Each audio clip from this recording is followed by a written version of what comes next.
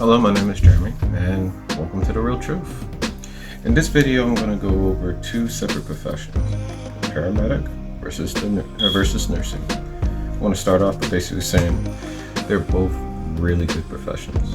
Like, it takes a special type of person to be in there and a lot of patience. So, in this video, I'm going to go over 3 good things and 3 bad things for each profession.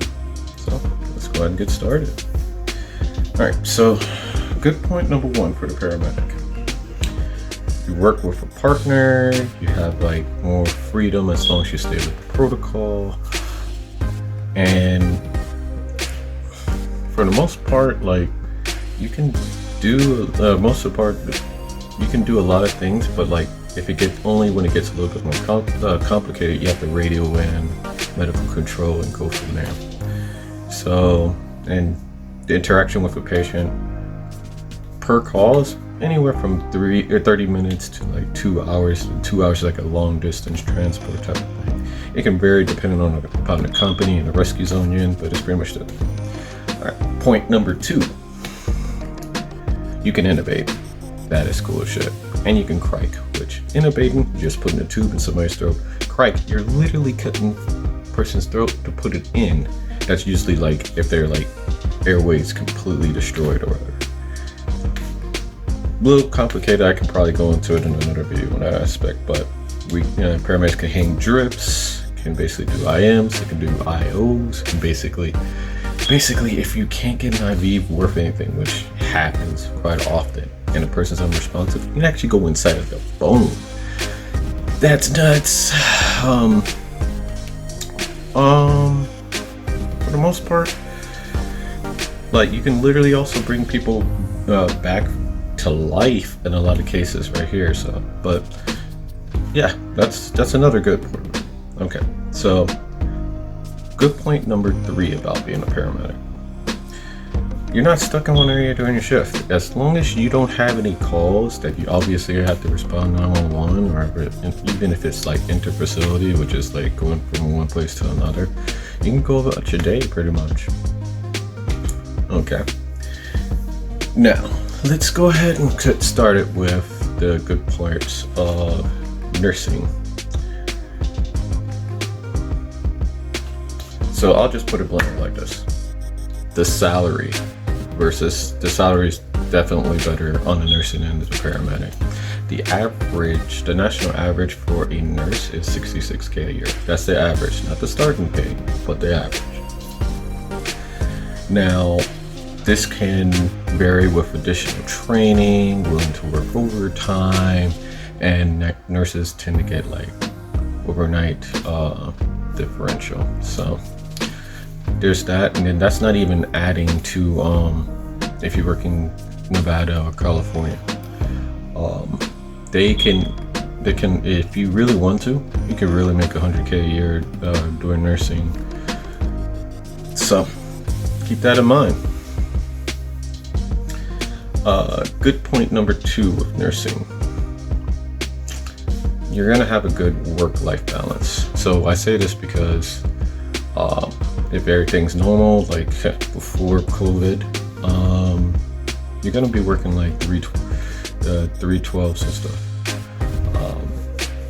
Like 312s are just like 36 hours a week, and you have 4 days off. Or in some cases, if you really want time off, you can do like 5 or you can do like 6 or 7 shifts in a week and have like a whole entire week off, and you don't even have to worry about collecting your PTO and stuff for using vacation time. So there's that right there.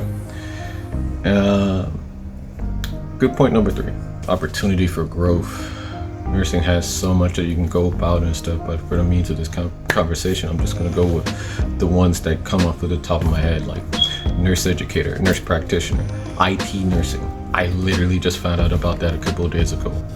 I was like, wow, I didn't even know that was even a thing. Then there's strike nursing and travel nursing. Strike nursing, well, like, yeah, it's kind of against the grain, but you can make a lot of money that way. You can make approximately anywhere from like 3 to 5K in a week doing that stuff right there. But I get the dilemma with it because those nurses went on strike, because usually with strike nursing, hospitals have hospitals have unions, and if they decide to walk out and go on strike, the hospitals have an emergency plan to basically have like emergency nurses coming from all around the country and stuff. So they have to pay for housing, they have to pay for your time, they have to pay for your shifts and stuff. You are probably going into not the best circumstances, but hey, money's money, man. And that's like, mind you, I am coming to you from a student nurse perspective, okay? All right, so now, oh god, okay, we gotta go to the dreaded bad points.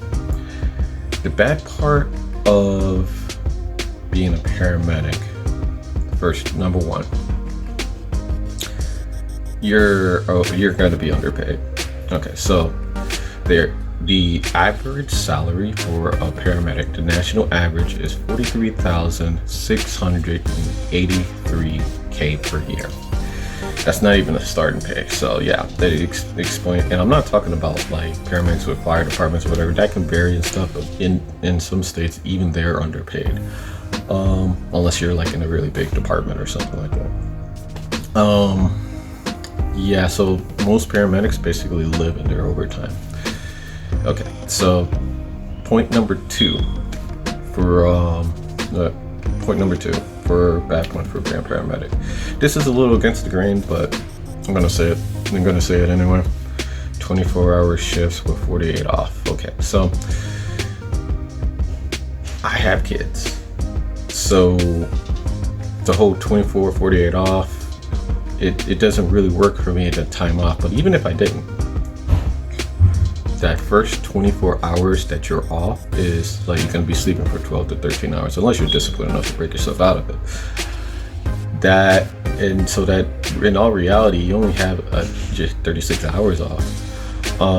And then you're back on, unless you're like on the fire department, that you get like a Kelly day, or your EMS department, they give you a Kelly day, which a Kelly day happens to be a day that they pay you for to be completely off. So that's two. All right, so bad part number three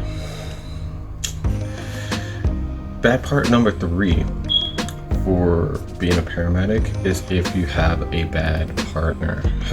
Okay, so everybody, no matter where you work, there's always been that one person that you just don't vibe with, and it's just annoying.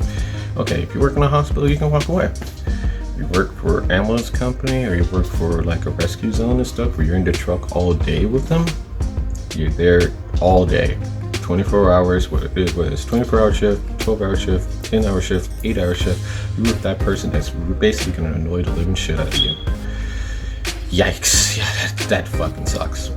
All right, so now let's go ahead and go with the bad points of going into nursing. Again, I'm coming from a point of view of being a nursing student. So, number one, you're gonna have to wipe ass. I'll let that sink in. You're going to have to wipe ass. Yeah, like I don't care who you are. Nobody wakes up in the morning and is like, I'm really looking forward to wiping some ass right now. And it's usually like some like 60 or 70 or 80 year old. And I get it. You know, it's part of the job. You don't do it because you don't wipe ass to basically you're doing it to basically help them out, but it's not something that, you know, we really look forward to doing. Okay, all right, so bad point number two. I've heard this infamously all through my time in nursing school, which right now I'm about to enter Med-Surg 3. So that means I had nursing fundamentals, I had Med-Surg 1, Med-Surg 2, and then I had mental health, and just recently community health.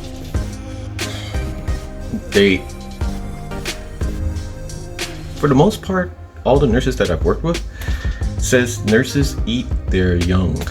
When I say that, usually, man, you really gotta know your shit or get your shit together really fast, or they'll be quick to throw you under the bus and say you're incompetent. That's what they told me. And for the most part, they said that like, hey, nursing school, that was the easy part. I'm like, Are you fucking kidding me? That's the easy part? This shit is ridiculous in nursing school. So, alright, so let's go on to the bad thing about nursing, number 3.